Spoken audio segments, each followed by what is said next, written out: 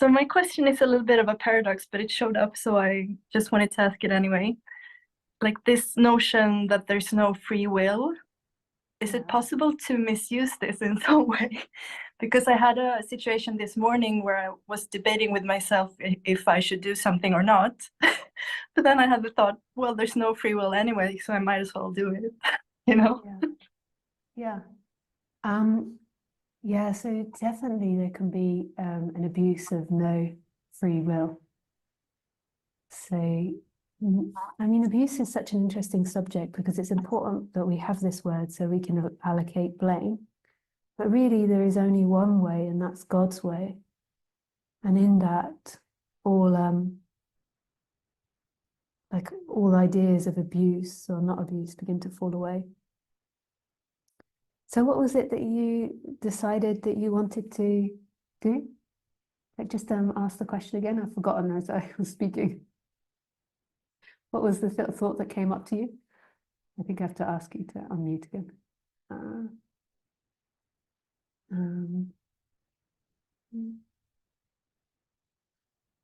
Yeah.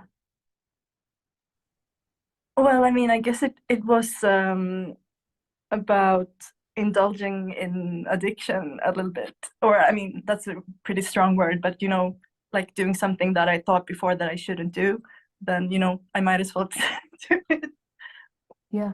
Yeah. Because you might as well do it because there's no free will anyway. Yeah, yeah. Such a great question.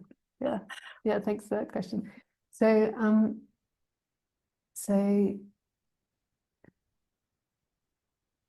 my experience is that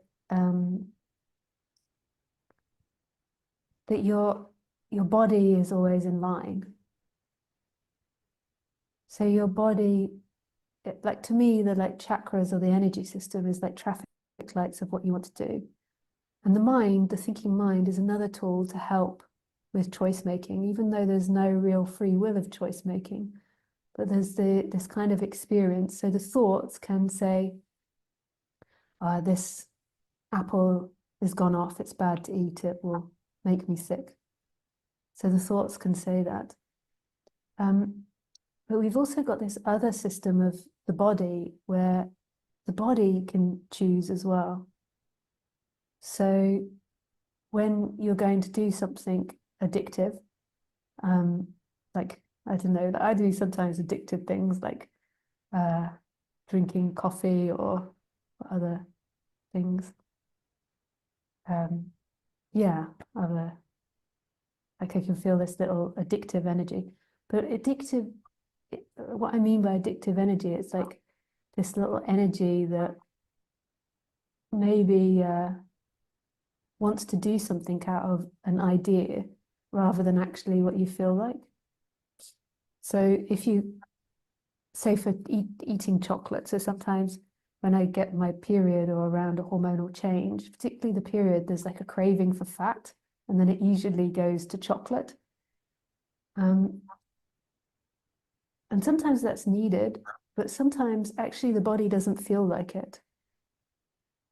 But the mind has got the idea that I need to eat chocolate. So maybe I've gone to the shops, I've bought myself some chocolate or some sugar.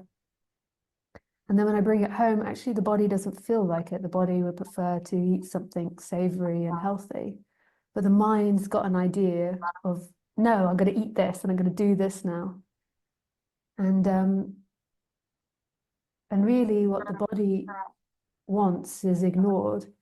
So when it comes to these types of things, there is no free will, but that's a very mindy thing.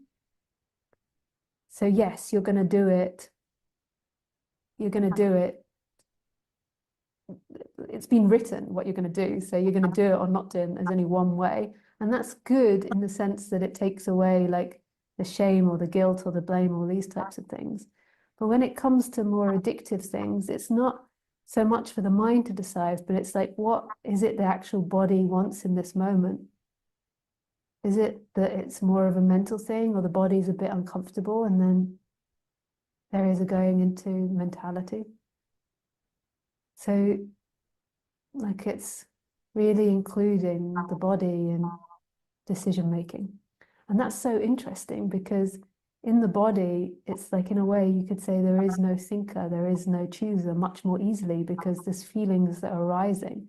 Whereas we see the mind and thoughts a lot more as us, because we feel like we can negotiate with them. Whereas you can't negotiate so much with a feeling that says, yeah, I don't really want chocolate now. And the mind's like, yes, you do. We've just gone down to the shops and it tastes great. And then saliva begins. But the body's actually, you know, like, you can't really negotiate. So it's a great tool to see that really we are nobodies. There is these things, these feelings, these emotions happening.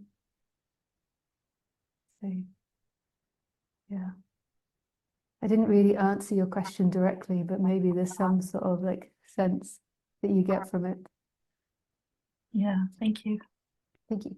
And awakening, like, really is like coming back really to the details of what's happening now. Really, what is happening right now in all of it, you know, not just in our imagination or our story or our thoughts.